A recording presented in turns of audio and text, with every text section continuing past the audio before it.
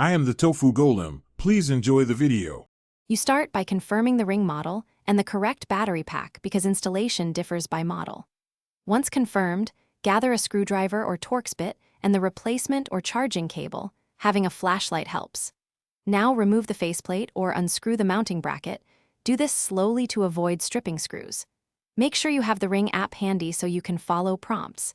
This reduces reconfiguration time after the battery swap and prevents missteps. You should now access the battery compartment by sliding or unscrewing according to your model. This is where many users stall, so work methodically. Once exposed, gently release the battery clip and observe the polarity markings. Matching orientation is crucial to avoid damage.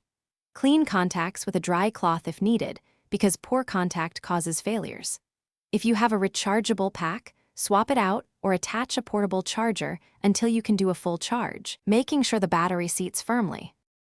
Once the replacement is seated, reattach the cover and tighten screws just enough to secure the unit. Over-tightening can strip threads. Then power the Ring back up and open the app to run device health. Confirm battery percentage and check for pending firmware updates, because updates can affect startup. If the doorbell doesn't boot, remove the battery for 30 seconds and reinsert.